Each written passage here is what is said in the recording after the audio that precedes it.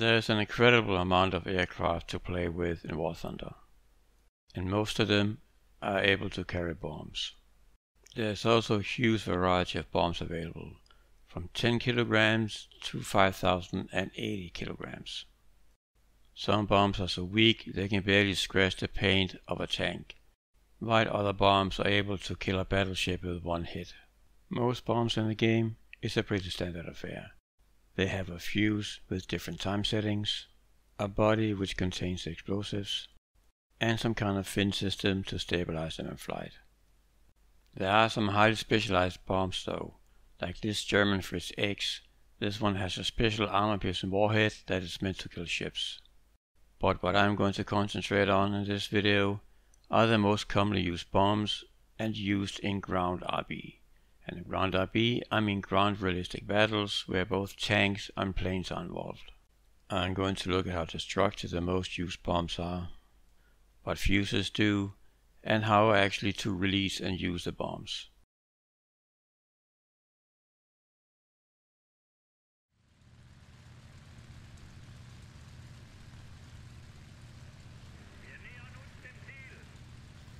Let's have some fun and do math. Let's try to figure out how precise the game and I am. We know how fast an object is pulled towards Earth because of gravity, and that's 9.8 meters a second squared. However, I can't keep a constant speed and altitude because there's no autopilot in the game, so there's some wiggle room there. And of course, you also have to remember if you set a bomb fuse, you need to add that time into the calculation.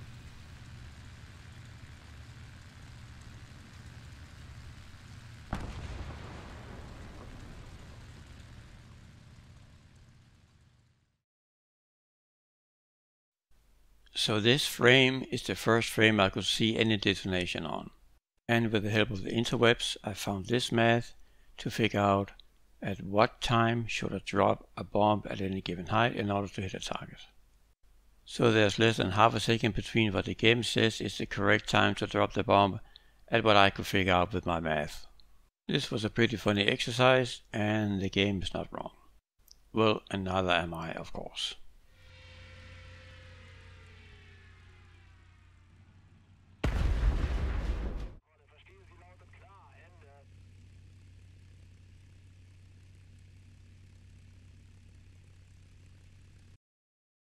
So the first bomb has a mass of 50 kilograms and half of that is TNT. Radius of the destruction of armored vehicles is 2 meters. That basically means that in order for you to score a kill with a 50 kilogram bomb, you need to pretty much put the bomb in the lap of the driver or commander or gunner. You need to hit the vehicle physically with the bomb, otherwise you can forget about it.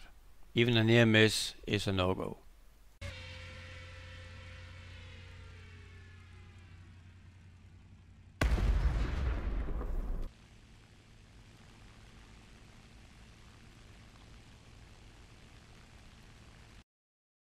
The most common bomb in the game is probably this one, with 250 kilograms of 500-pound bomb.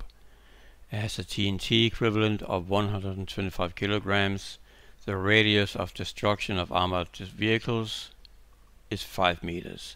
And if you look at the picture, that's basically the length of a tank, or in this instance a T-34.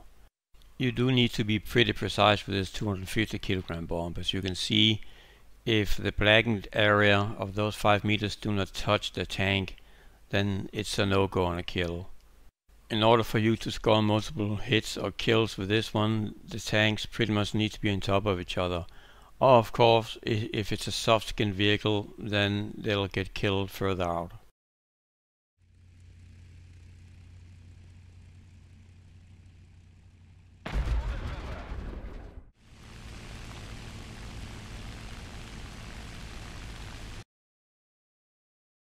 The 500 kilogram bomb, which has an TNT equivalent of 360 kilograms, is a big step up from the 250 kilogram bomb.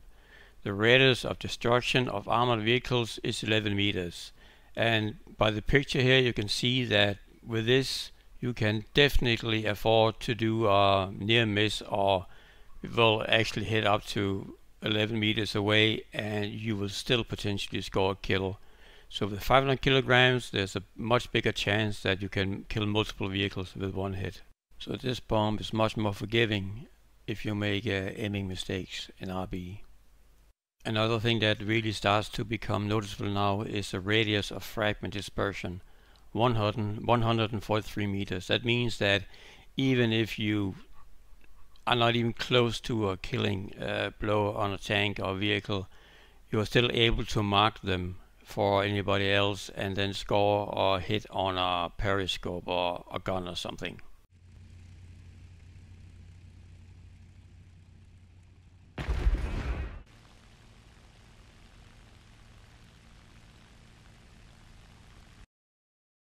So the last bomb is the 1000 kilogram bomb.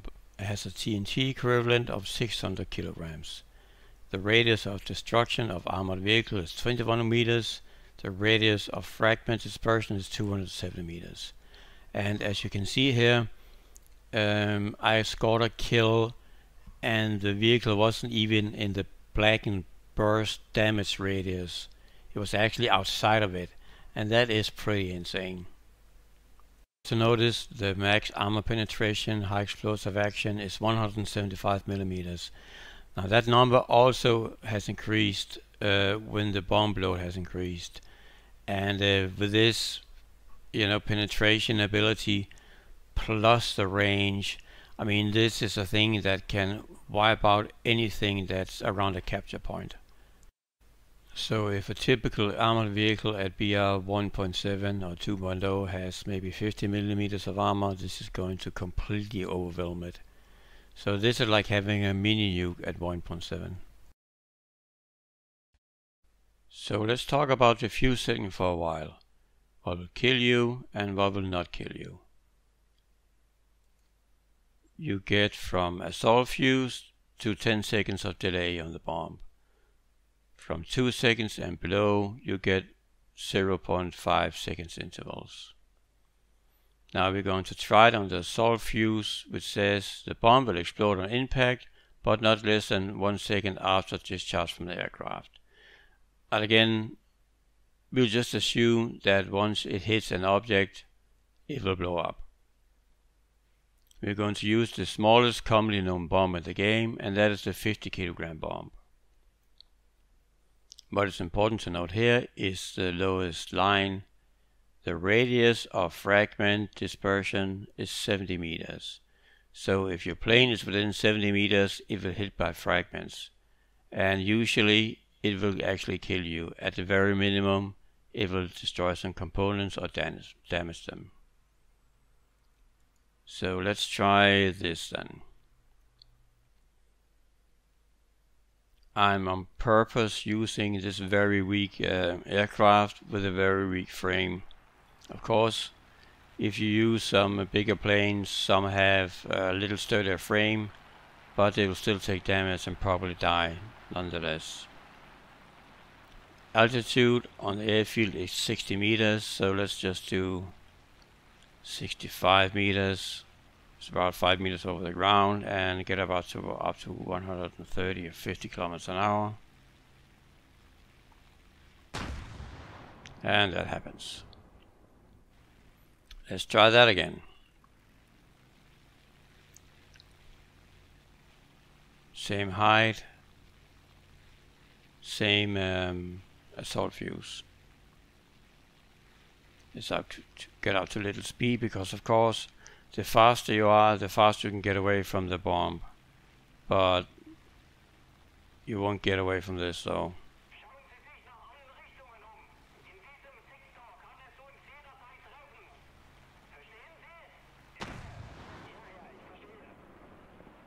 Okay. Let's try 50 meters. And 50 meters is still within the danger zone of the 70 meters. So we need to get up to a height of 110 meters.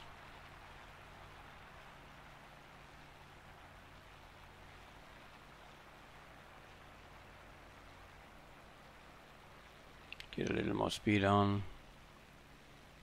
That's around here. you still take damage. Let's just try that again.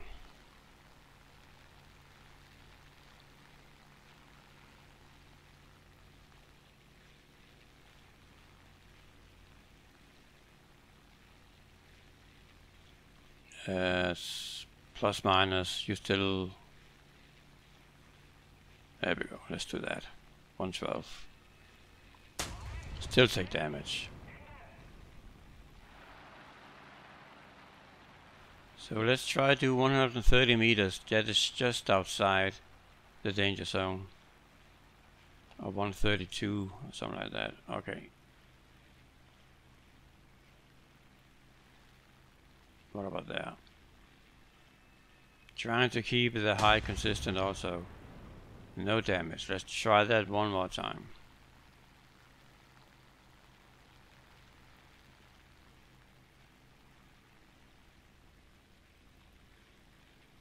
Little dive. Come on.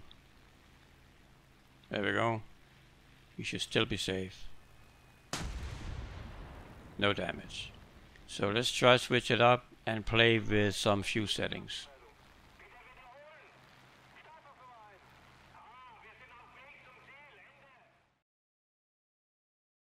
Okay, so let's try to survive what we just did instead of dying. Let's put the fuse at 1.5 seconds. And I will show you what I did in order to figure that out. So 1.5 seconds, if you fly at a speed around 250 kilometers an hour, that should give you a 104 meter safety distance. And I actually used an online calculator, as you can see here, in order to figure out. So that will actually save our bot from the 70 meters of dispersion. Let's try that.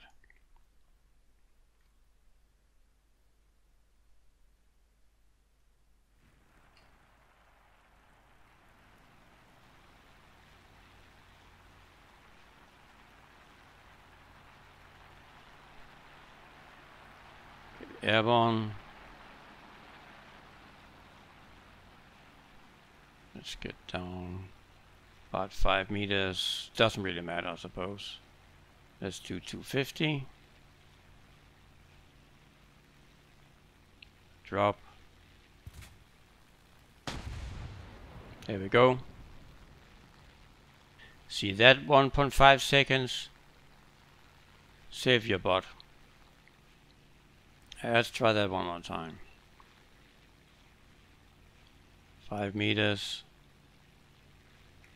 Or even a little faster. No damage.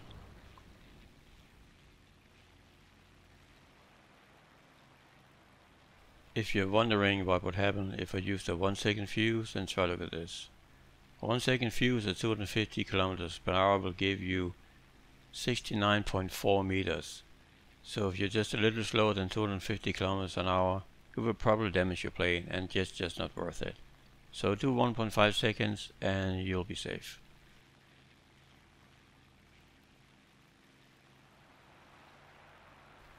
So the 50 kilogram bomb has a bomb fragment dispersion of 70 meters. And on the other end of the scale of normally used bombs, the 1000 kilogram bomb has a fragment dispersion of 207 meters.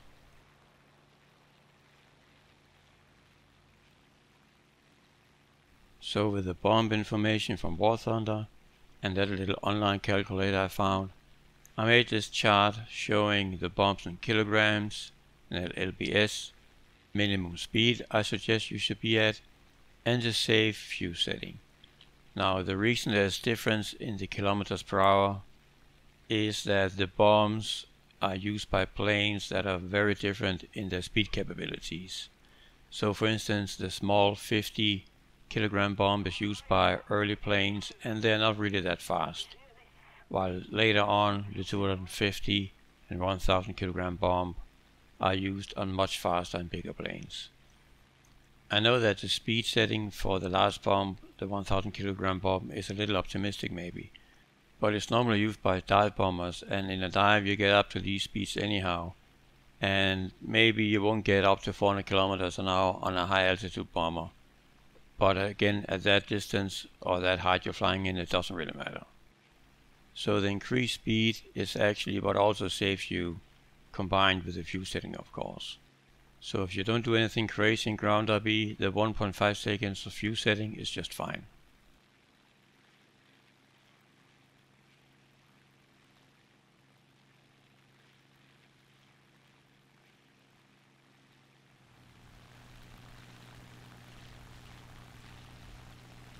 Scoring a kill with a 50 kilogram bomb in a shallow dive is very difficult, and I will not recommend you actually spend time or waste time doing this. The 50 kilogram bomb basically needs to hit the tank or land directly next to it, and life is just too damn short for this.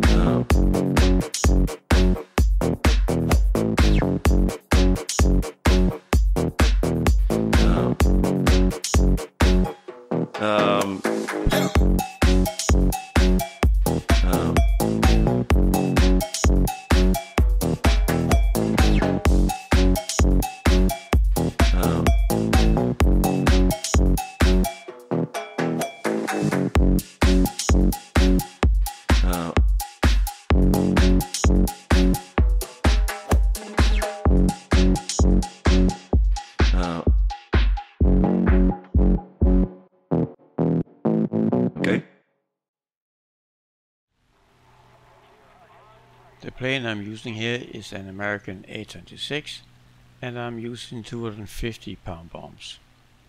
I'm trying to do it as exact as I can and as consistent as I can.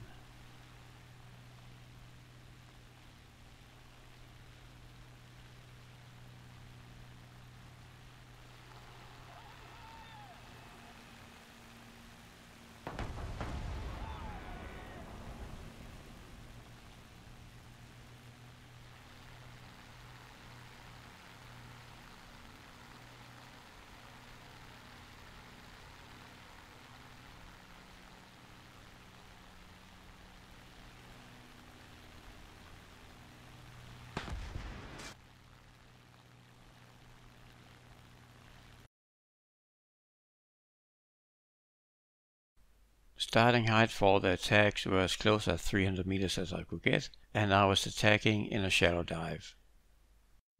The two top results are pretty consistent with each other when it comes to speed and altitude and release. The last one was a little off. I released that one a little late, but again I was a little faster and results were pretty much the same. And since gravity is a bitch, at least she's consistent. I'm not completely sure if Gaijin has incorporated something like drag of the bomb. I'm just pretending that they don't, since that is more consistent. So it doesn't matter what weight the bomb has, they all drop to Earth at the same speed. So it doesn't matter which regular bomb you use. From a drop height around 200 meters and 400 kilometers an hour, you should release the bomb around 400 to 450 meters away from the target. Any bomb bigger than either 100 kilograms or 250 pounds can be used using these settings. And you know, the larger the bombs are, the bigger the destruction radius, which also means the less accurate you need to be. Here we have 7 quick clips of 7 kills, all done with A26 with 250 pound bombs. And the clips all start the same second I hit the 500 meter mark in a dive. So try to look for the consistencies amongst the clips, and afterwards I'll show you a still frame of each time I release the bombs.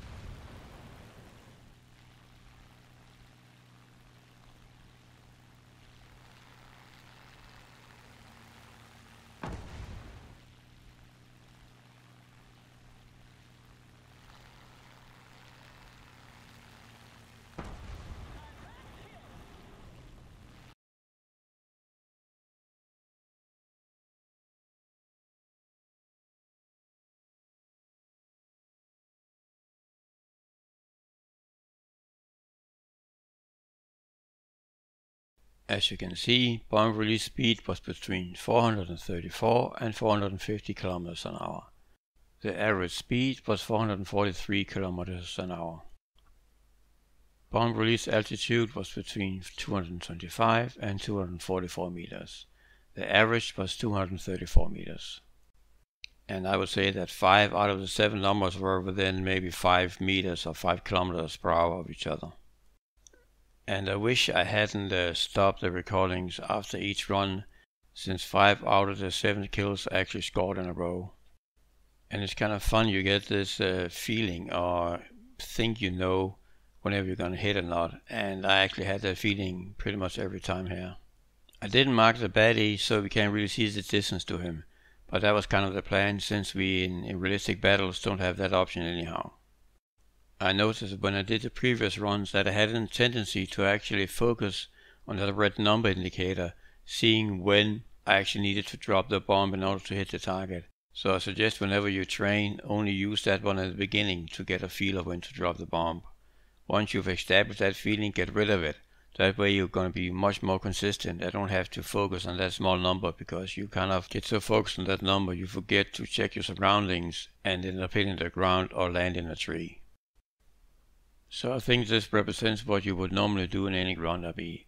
You start diving at around 500 meters and you release a bomb around 230 meters. Of course you can get closer, but I won't suggest that. You would probably just end up killing yourself. Now, in case you absolutely cannot live without a 50 kilogram bomb, either use it to kill SPAAGs or tank destroyers that are lightly armored between BR 1.0 and I would say 3.3. There is one way that is the most consistent way if you absolutely need to kill tanks with it, since even the 50 kilogram bomb can penetrate up to 79 millimeters of armor. But you can't always use its tactics, as often just the terrain will make it impossible. So either use this one on very flat open maps like Kursk or some of the bigger desert maps. What you do is get as low as you possibly can, and then release the bomb just in front of the tank. That way the forward velocity of the bomb will actually make sure that you physically hit the tank.